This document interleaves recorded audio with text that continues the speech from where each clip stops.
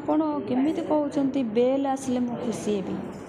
ଯେଉଁଠି ମୋ ନାଁରେ ମିଛ କେସ୍ କରି ମୋତେ ନିର୍ଯାତନା କରାହେଇଛି, ବର୍ତ୍ତମାନ ସେ ଆସାମୀମାନେ ଧରା ହେଇନାହାନ୍ତି, ତ ବେଲ୍ରେ ମୁଁ ଖୁସି ହେବି।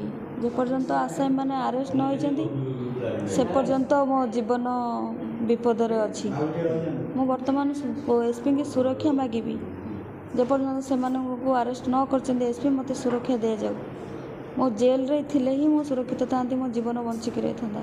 ବର୍ତ୍ତମାନ ମୁଁ ଆହୁରି କେଉଁଠି ନା କେଉଁଠି ଅସୁରକ୍ଷିତ ମନେ କରୁଛି। ମୋତେ ତ ତଳ କୋର୍ଟ ବେଲ୍ ଦେଇଦେଲା, ବଟ୍ ତାକୁ ଏପର୍ଯ୍ୟନ୍ତ 7 ଦିନ ହେଇଗଲାଣି ସେ ଭିତରେ ଅଛି, ବିନା ଦୋଷରେ ବିନା କାରଣରେ। ଏଥିପାଇଁ କେଉଁଠି ନା କେଉଁଠି ମୁଁ ଦାୟୀ ଦେବି ଆମର ମହାକାଳପଡ଼ା ବିଧାୟକ ଏବଂ BDO ମହୋଦୟ ଏବଂ IAS ମହୋଦୟା। ଆଙ୍କରି ପାଇଁ ହିଁ ମୋ ଭାଇ ଆଜି ଏତିକି କଷ୍ଟ ପାଇଛି, ଆଉ ମୁଁ ବି କଷ୍ଟ ପାଇଛି। ତ ଆଙ୍କ ଏଗେନଷ୍ଟରେ ଦୃଢ଼ କାର୍ଯ୍ୟାନୁଷ୍ଠାନ ନେବା ଦରକାର।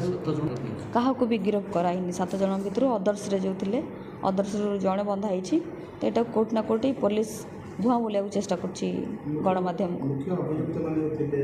ସମସ୍ତେ ହିଁ ମୁଖ୍ୟ ଅଭିଯୁକ୍ତ ଥିଲେ। ନାଁ ବି ଆପଣ ଦେଖିପାରୁଥିବେ, ମୁଁ ଯେଉଁ ସୋସିଆଲ ମିଡ଼ିଆରେ ଯେଉଁ ପୋଷ୍ଟ କରିଛି ସେଥିରେ ସମସ୍ତଙ୍କୁ ବି ଦେଖାଯାଉଛି, ଫେସ୍ ଦେଖାଯାଉଛି। କିଛି ଲୋକଙ୍କ ନାଁ ମୋର ମନେ ଅଛି, ପ୍ରଶାନ୍ତ ସେଠୀ, ରୋହିତ, ମାନସ, ଏମିତି ଅଛନ୍ତି ବହୁତ କିଛି। ଆପଣ ତାଙ୍କୁ ଦେଖିଲେ ବି ଜାଣିପାରିବେ ତାଙ୍କର ଭିଜୁଆଲ୍। ବର୍ତ୍ତମାନ ଏଇଟା ହେଉଛି ତାଙ୍କର ମାନସିକତା। ଜଣଙ୍କ ଆଖିରେ କ'ଣ ଆମେ ତାକୁ ଦେଖାଯାଉଛୁ, ସେ ଯେଉଁଟା ଭାବିବ ଆମେ ତାକୁ ସେଇଆ ହିଁ ଦେଖାଯିବୁ। କିନ୍ତୁ ଏଟାକୁ ମୁଁ ସମ୍ପୂର୍ଣ୍ଣ ଭାବରେ ବିରୋଧ କରୁଛି। କାହାକୁ କାହା ଚରିତ୍ରକୁ ଆକ୍ଷେପ କରିକି କହିବା କଥା ନୁହଁ।